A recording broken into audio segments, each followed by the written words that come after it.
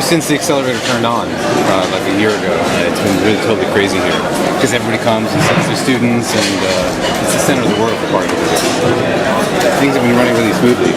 The accelerator is working really well, it's going really fast, we're getting a lot of data. So everybody's really excited. We can discover something any moment. You can hear about some amazing discovery. We're always looking at the data wondering like what's going to pop out of it. Who knows what, right? This is when, last time we talked about surprises, this is when the surprises might happen. So any day could be the day that changed the world. The LHC it's really all about discovery and exploration. We're looking for different kinds of things, new crazy kinds of things. I mean, to make up everyday matter, you only need the electron, the up quark, and the down quark. Because with the up quark and the down quark, you can make a proton, or you can make a neutron, right? Electrons and protons and neutrons, you can make any atom. So you only need these three. But there's, how many particles are there we've discovered? 12? Why did we have them? I don't know. How many are there? 100? A million? Only 12? We don't know. We're like looking at the tip of the iceberg here and wondering, is there a huge iceberg under the water, or is this it? And what does it mean in either way, right? We're looking for patterns. It's just like the periodic table. You take all the elements and you organize them by their characteristics, and they fall into categories. And these guys over here tend to behave one way, these guys tend to behave another way. Why? Because there's a fundamental underlying structure. And now we know it's just electron orbitals around nuclei. So we have a periodic table of the fundamental particles, and like the periodic table, we've been putting it together and trying to organize it by the characteristics of the particles. And it has some interesting features. It has patterns which suggest there must be some sort of underlying structure that we don't understand, but we haven't seen it yet. There's 6 quarks. Up, down, charm, strange, top, bottom. These guys we call leptons. These are just names. There's an electron, muon, tau. And these guys interact with each other. These two interact with each other. These two interact with each other. Same way, these guys are paired. There's all these pairings. Is there more here? We don't know. What's the source of the patterns that we see in this table? We don't know. They're trying to figure out clues by figuring out what other kind of particles also exist. Like, what is out there? The thing is, we have this collider. And the magic of a collider is you can make kinds of matter in a collider that you don't have around. You can take two kinds of particles and annihilate them. And it's not like what comes out has to be a rearrangement of what went in.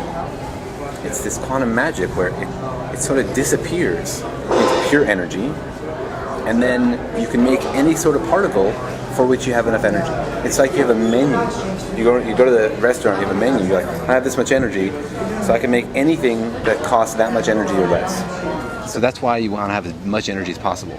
And every time you crank up the energy, you could be exploring a whole new energy range, a whole new regime. It's like landing on a new planet, stock full of new particles nobody has ever seen, because nobody ever had the energy to make them. And as soon as we get over the threshold, boom, they just pop out. And so one of the things people predict is the Higgs boson. The idea is that the Higgs boson is the particle that is responsible for giving mass to the other particles. So you think of things that have mass means it has stuff to it. It's not actually stuff. Earlier I was saying an electron has mass, but has no volume. How can that be? Mm-hmm. Turns out mass is probably just a characteristic of a particle the way like charge is. Like some particles have charge, like electrons. Some particles don't. It's just a different kind of charge. So you can think of mass as sort of gravitational charge. And when two things both have mass, they attract each other. Interestingly, you can't have negative mass or repulsive gravity. So gravity is different from other forces that way. The Higgs theory starts with this. Imagine a field that permeates the entire universe. And every particle feels this field, is affected by this field, in different amounts. So some particles are really slowed down by interaction with this field, like swimming through molasses, and other particles hardly feel it. So the ones that hardly feel it, they have a small mass. The ones that are really affected by it, they couple strongly to this field, are slowed down a lot, they have a large mass. So you've turned the question of why do particles have different masses into a different question. Why do particles feel the Higgs field differently? But there is one manifestation of the field is the existence of this particle.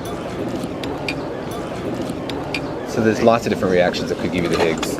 For example one is you could have two gluons which fuse, give you a Higgs boson, and the Higgs could decay into two bottom quarks. The problem is There's lots of other ways to make two bottom quarks. In fact, it's one of the most common things to make. You expect that to happen a million times more often from other kinds of processes than from the Higgs. The thing is, we can't see these reactions. We can't like watch them and slow them down, reverse them. All we can do is see the reaction, the decay products from the reaction. So this part is all you see, and what you really want to know is, did this intermediate state exist? Right, so the collision happens, it lasts for like 10 to the negative 23 seconds, and you get one measurement, right? So if you say, well, I'm going to plot the mass, the total energy of this guy. I'm going to add this guy and this guy together and add the total energy. This is this axis here is number of collisions. You do an individual experiment, you get one measurement, right? Here. You do another one, you get another measurement. You do another one. Eventually you build up your data, right? And the data looks like this, for example. And then you have two theories, right, that predict the data. One says, well, I'm going to predict there's no Higgs boson, so the data should fall along this line. And the other is I'm going to predict that plus a Higgs boson. And the problem is the difference between these two theories is very small. And so it's very hard to distinguish these two with our data because the predicted effect is tiny, right? If the predicted effect were huge, it'd be very easy to tell the difference between with Higgs boson or not with Higgs boson. But the predicted effect is tiny, and so it's really hard to see. What you need is a huge amount of data. You need to take a bajillion collisions before you can see the difference. That's why we run this thing 40 million times a second, all day, all year, to get a lot of collisions to tell small differences between theories. It's like when you take a picture of the sky. If you just take a picture, you get a little bit of light. The longer you leave your telescope looking at the sky, the more you can see farther away things. But there's lots of other things that make the Higgs. There's 10 other ways you can see the Higgs. There are people working on that one also. We work in a collaboration of thousands of people, and there's people working on every single channel. Some people are working on this one, some people are working on this one. And the idea is to try to look everywhere simultaneously to see a little bit of evidence here, and a little bit of evidence there, and a little bit of evidence here can be combined into convincing evidence. So we're going to leave it running for a long time and hope that something new pops out. There's still a possibility for a lot of new things. We've been running for a little while. We haven't seen anything crazy yet, but there could still be crazy pink elephants in there waiting to pop out. That's why I was saying earlier in lunch, like any day somebody could say, oh, we see something exciting. Every time you open your email, like that could be the time you heard about, or every time your student makes a plot. What's in the data? What's in the data? It's exciting.